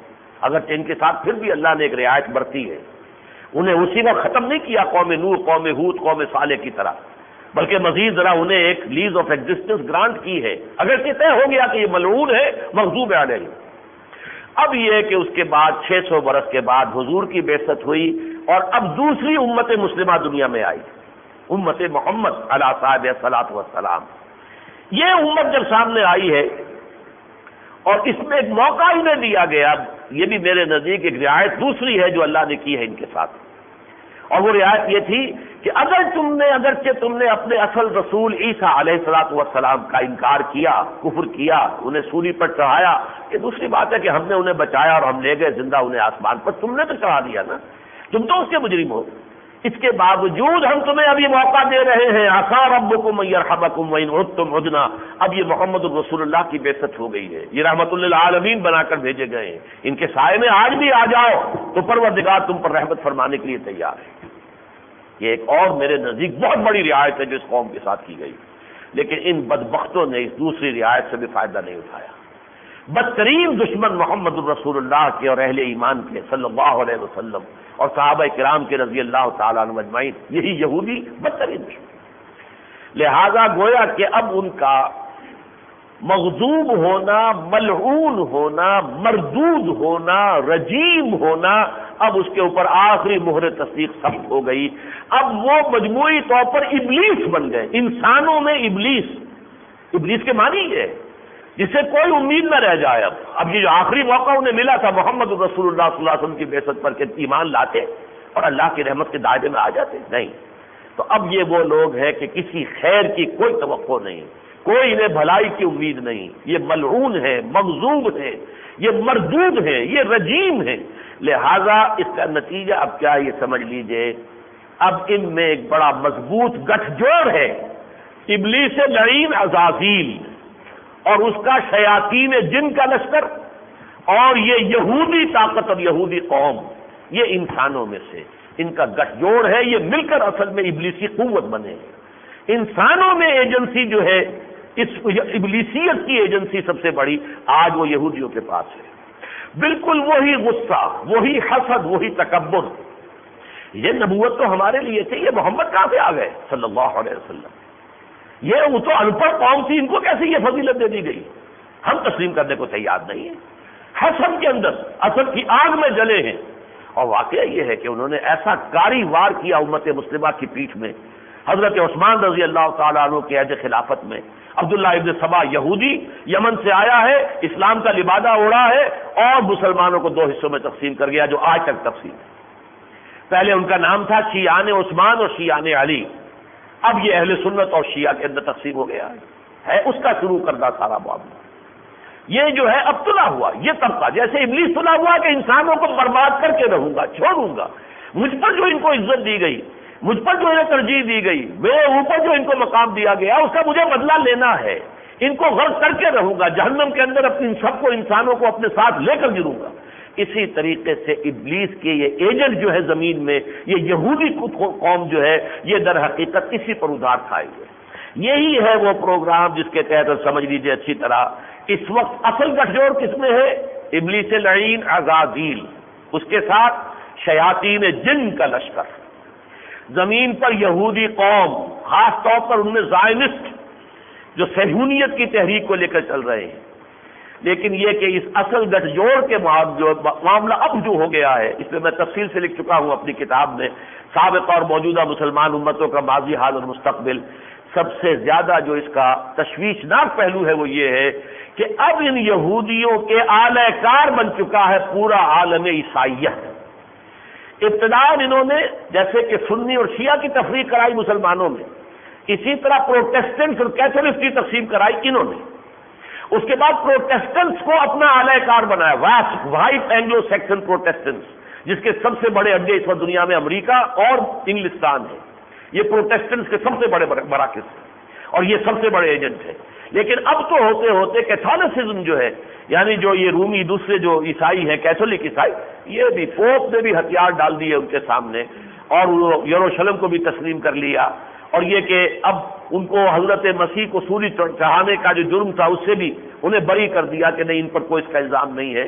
یہ سب کچھ کر کے تو اس وقت دنیا میں جو شر ہے، شر کو پھر سمجھ لیجئے اچھی طرح، ایک طرف عزازیل جن غیر مرئی اور اس کا غیر مرئی لشکر شیاطین جن کا، دوسری طرف زمین میں انسانوں میں یہودیوں میں زائنسٹ اور ٹاپ آف دی جیوز، اور اب ان کے اعلی کار ہے پورا عالم عیسائیت، خاص طور پر ان میں سے بیس۔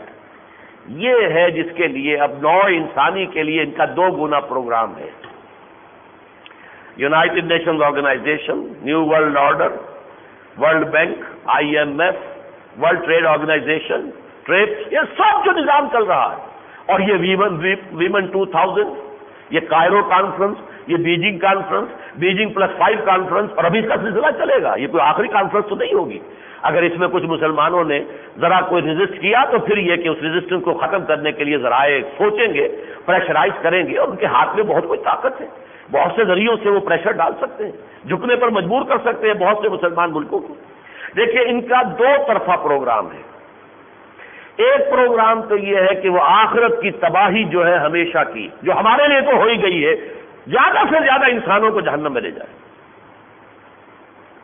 لہذا ان کو انسانیت کے مقام سے نیچے گرا کر شرم حیا ان کے لباس اتروا دو۔ میں وہ آیات سنا چکا ہوں، اے بنی آدم دیکھنا یہ شیطان تمہارے ساتھ وہی کچھ نہ کرے جو اس نے تمہارے جد امجد اور تمہاری جدہ جو ہے حضرت آدم حضرت حوا سے کرایا تھا، ان کے لباس اتروا دیے تھے جنت کے، یہ کہیں تمہارے بھی لباس اتروانا دے۔ آج یہ سارا نظام جو اخلاق اور شرم اور حیا اور عصمت اور عفت اور خاندانی نظام توڑ پھوڑ کر رکھ دینا، یہ اس ابلیس کا پہلے سب تو یہ کہ منصوبہ اس کا ہے، اور اس کے بعد اس کا جو ذریعہ اور اعلی کار ہے وہ یہودی اور یہودیوں کے ذریعے یہ سارے بین الاقوامی ادارے، اور اس کا مظہر ہے یہ کانفرنسیں جو ہو رہی ہیں پے بپے۔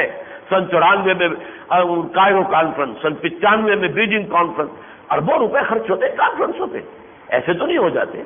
اور یہ کہ اب جو ہوا یونائٹڈ نیشنز آرگنائزیشن کی کانفرنس، اسپیشل اجلاس جنرل اسمبلی کا۔ اور دوسرا طریقہ کیا ہے ان کے پیچھے نظر، دوسرا کام ان کے پروگرام کا ایک حصہ تو یہ ہے کہ انسان کو اس کے شرف انسانیت، اس کا لباس انسانیت اتروا دو، اس شرم حیا عصمت و عفت اس کو بنا دو قصہ پارینہ گیا، جیسے حیوانات کو کوئی شرم نہیں ہوتی۔ اقبال نے کبھی کہا تھا ظریفانہ کلام میں کہ وہ دن بھی آئے گا کہ غیرت نہ تجھ میں ہوگی نہ زن اوٹ چاہے گی، ایسا بھی ہو جائے گا۔ سیکشول ایکٹ جو ہے علل اعلان ہوگا، اور یہ ہوتا تھا۔ یہ جو بھی قوم لوط تھی اس کے ہاں یہ تھا وَتَأْتُونَ فِي نَادِيكُمُ الْمُنكَرَ، وہ اپنی مجالس میں علل اعلان سونمی کرتے تھے، اور میں تو سمجھتا ہوں کہ میچز ہوتے تھے، اس کے مقابلے ہوتے تھے۔ اس درجے پرورٹڈ قوم تھی جس کو کہ جو ہے پتھراؤ کے ذریعے سے ہلاک کیا اللہ نے۔ بالکل وہی کام آج دنیا میں ہومو سیکشولیٹی، لیسبین، گیز، یہ سیکشول ورکر ہے، یہ بھی آخر کوئی اگر ہے پروسٹیچیوٹ، کیوں برا سمجھتے ہو اسے؟ اور یہ ساری چیزیں جو ہو رہی ہیں اور یہ ساری تباہی کہ انسان کو اس کے شرف انسانیت سے گرا دیا جائے، اور وہ لباس شرافت، لباس تقوی، لباس شرم و حیا جو ہے اس کے جسم سے اتروا دیا جائے۔ ایک یہ پروگرام ہے ساری نوع انسانی کو برباد کرنے کا، اور دوسرا پروگرام سود کے ذریعے سے پوری دنیا کو اپنے اکنامک شکنجے میں جکڑ لیا جائے۔ یہ World Bank, IMF، World Trade Organization, TRIPS, اس سے آگے ایسے بیج پیدا کرو جس سے لوگ جو ہے اگلی نسل اگلی فصل نہ اگا سکے، محتاج رہے ہمارے کہ ہم صرف بیج لیں گے تو ان کے کھیتوں کے اندر کوئی فصل بیجی جا سکے، گویا کہ رزق کے سارے خزانے اپنے ہاتھ میں لے لیں گے، ہماری طرز مانو گے تو ہم تمہیں دیں گے ورنہ نہیں دیں گے۔ وہی جو دجال کا معاملہ، تو یوں سمجھیے سیاست میں سیکولرزم لا کر، سیاست کو مذہب سے علیحدہ کر کے انسانی حاکمیت کا ڈنکا بجا دیا۔ نمبر 1، معیشت میں سود اور جوئے کو تانے بانے کے طریقے سے سمو کر، یہ سارا اسٹاک ایکسچینج جوا ہے، جوئے ہی کی شکل ہے، اور یہی سب سے بڑا آلہ ہے۔ بڑا سرمایہ لا کر ایک دفعہ ڈال دے اور وہ حاصل کی قیمت نیچے گر جائے گی، اور اس کے بعد جو ہے ایک دم اٹھا دے، نکال لے اپنا پیسہ، اور پوری کی پوری اسٹاک ایکسچینج بیٹھ جائے گی۔ یہ ہوتا ہے دنیا میں، یہ انہوں نے کیا ہے، ملائیشیا کے ساتھ کیا، انڈونیشیا کے ساتھ کیا، تو اس لیے کہ وہ تو اصل سے جیسے لیور پر ہاتھ ہوتا ہے، آپ نے ذرا ایک ہینڈل کھینچا ہے اور پھر اس کا جو نتیجہ ہوگا وہ برابر ہو جائے گا۔ یہ سارا کام جو ہو رہا ہے معیشت میں سود اور جوا، اور معاشرت میں عریانی اور بے حیائی، ان تینوں چیزوں کے مجموعے کا نام ہے دجالیت۔ یہ دجالی فتنہ جس پر 2 جمعوں میں پہلے تقریر کر چکا ہوں، اس کو میں نے چاہا آج کہ جو اس کی اصل ہے غیر مرئی، وہ عالم غیر مادی جو عالم ہے، اس میں جو اس کی اصل بنیاد ہے، اس سے آپ اس کو سمجھ سکیں کہ یہ کھیل کون کھیل رہا ہے، کون پیچھے ہے، کیا مقصد ہے۔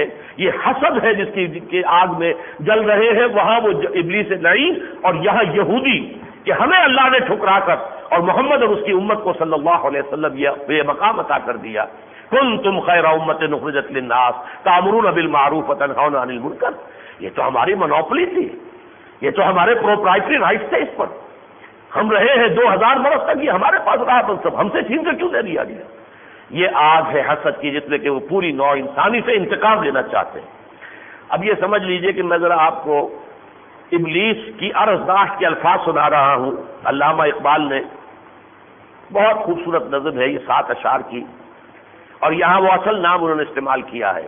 کہتا تھا عزازیل خدا بند جہاں سے، پر کالہ آتش ہوئی آدم کی کفے خاک، کہ یہ ابلیس اللہ سے عرض کر رہا ہے کہ پروردگار اب تو میری کوئی خاص ضرورت دنیا میں نہیں رہی، اب تو آدم ہی سب سے بڑا ابلیس بن گیا ہے، میرے ایسے بڑے بڑے جو ایجنٹ یہاں پر موجود ہیں جو میرے بھی کان کاٹ سکتے ہیں۔ پر کالہ آتش ہوئی آدم کی کفے خاک، یہ جو مٹی سے تو نے بنایا تھا آدم کو، اب تو اس آدم کے اندر ہی وہ ساری شیطنت کی آگ جو ہے بھر دی ہے میں نے، اب میری یہاں کوئی خاص ضرورت نہیں۔ کہتا تھا عزازیل خدا بند جہاں سے، پر کالہ آتش ہوئی آدم کی کفے خاک، جہاں لاغر و تن فربہ و ملبوس بدن زیب۔ آج کا انسان کیا ہے، جان جو ہے اندر روح وہ لاغر ہے، سسک رہی ہے، وہ تو دم توڑ رہی ہے، اس میں جان ہی نہیں، توانائی نہیں، لیکن جسم فربہ ہے، موٹا ہے، تر و تازہ ہے، خوب اس کے اوپر جو ہے چربی چڑھی ہوئی ہے، اور لباس بڑا خوبصورت پہنا ہوا، بہت اعلیٰ، وہ تو امریکہ کا بنا ہوا سوٹ ہے، وہ زیب تن ہے۔ دل نزع کی حالت میں خرد پختہ و چالاک، دل جو ہے وہ مر رہا ہے، عالم نزع میں ہے، روح دم توڑ رہی ہے، لیکن عقل جو ہے پختہ و چالاک ہوتی چلی گئی ہے۔ مادی علوم کو اس نے کہاں سے کہاں پہنچا دیا ہے، ٹیکنالوجی کو کہاں سے کہاں پہنچا دیا ہے۔ عروج آدم خاکی سے انجم سہمے جاتے ہیں کہ یہ ٹوٹا ہوا تارا مہ کامل نہ بن جائے۔ اب آیا اس کا درمیانی شعر، ناپاک جسے کہتی تھی مشرق کی شریعت، مغرب کے فقیہوں کا یہ فتویٰ ہے کہ ہے پاک۔ مشرق میں تو سوڈمی بہت بڑا گناہ تھا، بہت بڑا جرم تھا، اللہ نے تو پیدا کیا مرد اور عورت کو جوڑے بنائے ہیں، اس کے لیے راستہ رکھا ہے، لیکن یہ تو بہت بڑی گندگی، بہت بڑی گندگی، بہت بڑی گندگی، تعملون الخبائث کا لفظ آیا قرآن مجید۔ تو مشرق کا فتویٰ تو یہ تھا، لیکن مغرب کے فقیہوں کا یہ فتویٰ ہے کہ ہے پاک، بے پاک ہے۔ اس میں جیسا کہ آپ نے دیکھا اس بیجنگ کانفرنس کے ایجنڈے میں کہ یہ بھی ایک اورینٹیشن ہے، یہ بھی ایک جنسی رجحان ہے، ایک نارمل سیکشول اورینٹیشن ہے، اس کے بارے میں خام خواہ جو ہے بہت زیادہ سینسٹیو اور حساس ہونے کی کوئی ضرورت نہیں ہے۔ تجھ کو نہیں معلوم کہ حوران بہشتی ویرانی یہ جنت کے تصور سے ہے غمناک. اب شاعر ہے تو ایک شاعرانہ تصور بھی لے آئے کہ اللہ اب تو وہ حوریں جو ہے جنت کی وہ بڑے رنج اور صدمے میں ہے کہ جنت تو ویران رہے گی، اب جنت میں آنے والا کوئی رہا ہی نہیں. آدم تو سارا کا سارا شیطان کے پلے میں چلا گیا. تو گویا کہ ہم تو بیٹھی رہیں گی، ہمارے لیے کوئی ازدواج ہوگا نہیں، کوئی رشتے والا ملے گا ہی نہیں، اس لیے کہ انسان جو ہے وہ جنت میں آئے گا ہی نہیں. اس لیے کہ اب تو وہ سب کے سب شیطان کے چکر میں ہے، شیطان کے چیلے بن چکے ہیں. تجھ کو نہیں معلوم کہ حوران بہشتی ویرانی یہ جنت کے تصور سے ہے نابناک. اور آخری بات، اور یہ ہے اصل جمہوریت جو میں نے کہا کہ جس سے کہ اصل میں شیطنت کا آغاز ہوا تھا. یہود نے سب سے پہلے سیکولرزم کا ڈول ڈالا ہے اس دنیا کے اندر. ریاست کا مذہب سے کوئی تعلق نہیں. یہ ہوتے قدم بقدم آگے چلے سیکولرزم اور سود. اور اب آتے آتے جہاں تک بات پہنچ گئی ہے وہ یہ ہے جو ویمن 2000 ہے یا جو بھی اب بیجنگ+5 کانفرنس کا ایجنڈا ہے. جمہور کے ابلیس ہیں ارباب سیاست. یہ میری اب ضرورت ہی نہیں رہی ہے اللہ. اب تو یہ جو ارباب سیاست ہے ان سے بڑا ابلیس کوئی ہے ہی نہیں. جمہور کے ابلیس ہے ارباب سیاست، باقی نہیں اب میری ضرورت ہے افلاک. اب میری تو یہاں کوئی ضرورت ہے ہی نہیں. میرا کام کرنے والے تو یہ سیاستدان موجود ہیں، ایک سے ایک بڑھ کر ابلیس. اور یہ جو ہے سارا جو بھی تہذیب جو آدم کی نئی تہذیب آ رہی ہے، اب اس کے بعد میری ضرورت نہیں رہی. تاہم یہ جان لیجئے، میں چند منٹ جیسا کہ میں نے عرض کیا تھا آج زیادہ لے رہا ہوں، اور اس میں اس بات کو بھی نوٹ کیجئے اگلے 5 جمعوں میں تو آپ کو وہ بالکل نپا تلا خطبہ ملے گا، کیونکہ میں کل جا رہا ہوں امریکہ کے سفر پر، تو 5 جمعوں میں میری یہاں حاضری نہیں ہوگی. علامہ اقبال نے جو نقشہ کھینچا تھا، دیکھیے یہ کہ حق و باطل کی یہ کشاکش اب ایک آخری مرحلے میں آ گئی ہے. سب سے بڑا تصادم ہونے والا ہے تاریخ انسانی کا. دنیا کو ہے پھر مار کا روح و بدن پیش، تہذیب نے پھر اپنے درندوں کو ابھارا. اللہ کو پامردی مومن پہ بھروسہ، ابلیس کو یورپ کی مشینوں کا سہارا. یہ مارکا زیادہ دور نہیں ہے، اس لیے کہ اللہ کا فیصلہ ہے. قرآن میں 2 دفعہ آیا ہے واللہ متم نورہ ولو کرہ الکافرون. اللہ تو اپنے نور کا اتمام فرما کر رہے گا. غالب تو اللہ کو آنا ہے. الحق کو یعلو ولا یعلی علیہ، الحق جو ہے وہی غالب ہوگا، اس کے اوپر جو ہے کسی اور کو غالب آنے کی حیثیت حاصل نہیں ہے. یہ حق اور باطل کی جنگ، یہ خیر اور شر کی جنگ بالآخر حق کی فتح پر منتج ہوگی. واللہ متم نورہ ولو کرہ الکافرون. اور سورہ توبہ میں فرمایا وَیَأْبَى اللَّهُ إِلَّا يُتِمَّ نُورَهُ وَلَوْ كَرِهَ الْكَافِرُونَ. اللہ کو بالکل منظور نہیں ہے مگر یہ کہ اپنے نور کا اتمام فرمائے. اور جس کو علامہ اقبال نے کہا یہ چمن معمور ہوگا نغمہ توحید سے. توحید کی شاہراہ کے اوپر جو چھاپے کی مارے ہیں ابلیس نے، اور جس طرح اس نے کہ وہاں ڈیرا لگا کر کمینگاہ بنا کر نوع انسانی کے اوپر حملہ کیا ہے، اب وہ وقت آئے گا کہ یہ ساری چیزیں جو ہے ضلالت، شرک اور کفر کی تمام ظلمتیں جو ہے یہ کافور ہوں گی. آسماں ہوگا سحر کے نور سے آئی نپوش، اور ظلمت رات کی سیما پا ہو جائے گی. یہ چمن معمور ہوگا نغمہ خورشید سے، نغمہ توحید سے. یہ آخری مارکا قریب ہے، اور یہ باتیں پہلے میں بہت دفعہ بیان کر چکا ہوں. آخری نتیجہ کیا ہوگا؟ وہی آدم کی خلافت جہاں سے یہ کہانی شروع ہوئی، عالمی نظام خلافت پر منتج ہو کر پھر اس دنیا کی تاریخ ختم ہو جائے گی، پھر قیامت آئے گی. لیکن وہ بالفعل قائم ہوگی کل روح ارضی پر. لا يبقى على ظهر الارض بیت وبر ولا بدر الا ادخله الله کلمۃ الاسلام. حضرت مقداد بن اسود کی روایت رضی اللہ تعالی عنہ. اس روح ارضی پر نہ کوئی گھر بنے گا بچے گا اینٹ گارے کا بنا ہوا، نہ کوئی کمبلوں کے بنا ہوا خیمہ رہے گا ان کا جو لوگ کے خانہ بدوش ہوتے ہیں جن میں کلمہ اسلام داخل نہ ہو جائے. وہ کر رہے یہ حق کا بول بالا ہونا ہے، اس لیے کہ انہم یکیدون کیدن واکید کیدا. یہ اپنی سی چالیں چل رہا ہے ابلیس اللعین اور اس کے ایجنٹ جو ہے جو انسانی ابلیس ہے یعنی یہودی زائنس، وہ اپنی چالیں چل رہے ہیں. وہ عقید و قیدا، میں اپنی چال چل رہا ہوں. وہ مکروا مکر اللہ واللہ خیر الماکرین. انہوں نے بھی چالیں چلی، اللہ نے بھی چال چلی. اللہ بہترین چال چلنے والا ہے. اب اس کے لیے لایا عمل وہی ہے جو کئی مرتبہ میں یہاں بیان کر چکا ہوں. پہلے اپنی ذات میں ہم میں سے ہر شخص خود خلیفۃ اللہ بنے. اپنی ذات میں اپنے وجود پر اللہ کا حکم نافذ کرے. خلیفہ کا کام ہے اصل حاکم کا حکم نافذ کرنا. اپنے وجود پر نافذ کرو، اپنے دائرہ اختیار میں، اپنے گھر میں نافذ کرو. پہلا کام یہ ہے. اور یہی مشکل ہے، منزل یہی کٹھن ہے قوموں کی زندگی میں۔ یہی وجہ ہے کہ ہم چونکہ اس پہلے بات پر زور دیتے ہیں تو ہماری رفتار بہت سست ہے تنظیم اسلامی کی۔ اگر صرف جوش میں لا کر اور گولیاں کھانے کے لیے لوگوں کو تیار کرنا ہوتا تو ہو چکا ہوتا، لیکن نہیں۔ ہم یہ جانتے ہیں جب تک خود ٹھیک نہیں ہوگے، ان اللہ لا یغیر ما بقوم حتی یغیروا ما بانفسہم، خدا نے آج تک اس قوم کی حالت نہیں بدلی، نہ ہو جن کو خیال آج اپنی حالت کے بدلنے کا۔ تو پہلی بات یہ ہے کہ افراد اپنی ذات میں اللہ کے خلیفہ بنے، پھر یہ کہ وہ جمع ہو اور منصوص اور مسنون اور معصور جو تعلق ہے بیعت کا، کسی ایک شخص کے ساتھ بیعت کے رشتے میں منسلک ہو کر بنیان مرصوص بنے، ایک مضبوط جماعت حزب اللہ۔ اور یہ حزب اللہ جب اتنی طاقتور ہو جائے کہ پھر وہ شیطان کو اور شیطان کے پورے اس نظام کو چیلنج کر سکے تو میدان میں آئے، گردنیں کٹوانے کے لیے تیار ہو۔ شہادت ہے مطلوب و مقصود مومن، نہ مال غنیمت نہ کشور کشائی۔ لیکن یہ ساری تفصیل تو آپ منہج انقلاب نبی میری کتاب میں پڑھ لیں گے، لیکن وہ بات آخری کہہ رہا ہوں کہ سب سے مشکل کام یہی ہے کہ آپ کو بدلنے کے لیے کوئی تیار نہیں۔ خواہشیں ہیں بدل جائے، اسلام آ جائے، نظام اچھا ہو جائے، کوئی خمینی آ جائے، کوئی میں نہیں ہلوں گا، مجھے کچھ نہیں کرنا، میرا جو بھی ہے صغرا کبرا جو کا تو رہے گا، میرا اگر سودی کاروبار ہے وہ جاری رہے گا، میرا کوئی اور غلط کام ہے جاری رہے گا، میرے گھر میں اگر بے پردگی ہے جاری رہے گی، میں تو ہلوں گا نہیں۔ زمین جنبت نہ جنبت گل محمد ہو جائے، اسلام کا غلبہ ہو جائے، کوئی خمینی آ جائے، کوئی فلاں ہو جائے، کوئی مرد غیب آ جائے، کیوں نہیں آتا؟ یہ ہے وہ طریقہ کہ جس کے لیے بہرحال ہم اپنی جتنی قوت اور طاقت ہے اس میں لگے ہوئے ہیں، اللہ کے فضل و کرم سے جمے ہوئے ہیں۔ جیسے کہ سورہ شورى میں حضور کو حکم دیا گیا وَاسْتَقِمْ كَمَا أُمِرْتَ، جو حکم تمہیں ملا ہے ڈٹے رہو، ریسپانس ملے نہ ملے۔ حضرت نوح کو اگر 950 برس ملا، اس میں ان کے لیے کوئی ناکامی کی بات نہیں، ناکام قوم ہو گئی۔ اسی اعتبار سے میں نے پچھلے جمعے میں عرض کیا تھا کہ وہ قوم جسے قرآن کے ذریعے سے تذکیر کی گئی ہو اور پھر بھی وہ اسلام کی طرف رخ نہ کرے، معلوم ہوا کہ انا من المجرمین منتقمون، اللہ بچائے ہمیں اس سے کہ ایسی قوم سے تو اللہ تعالیٰ انتقام لے کر رہتا ہے۔ اب ذرا چند آج کے اعلانات بھی بڑے اہم ہیں، چند منٹ بیٹھے رہیے، ذرا توجہ سے سن کے پھر اٹھیے گا۔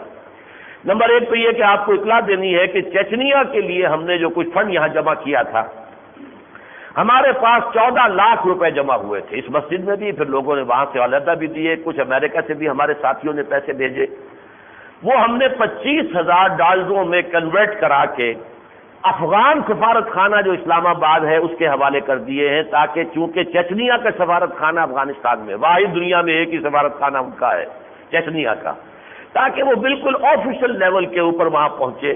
باقی دوسرے ذرائع سے کچھ پتہ نہیں ہوتا، کسی طالب علم کے ہاتھوں پیسے بھیجنا، یا وہ زیلم صاحب جب آئے ہوئے تھے تب تو ہو سکتا تھا، لیکن وہ ہمارے پیسے جمع ہونے سے پہلے انہیں حکومت نے یہاں سے نکل جانے کا حکم دے دیا، تو کوئی اور ذریعہ نہیں تھا، تو لیکن ہم نے یہ ذریعہ اختیار کیا ہے۔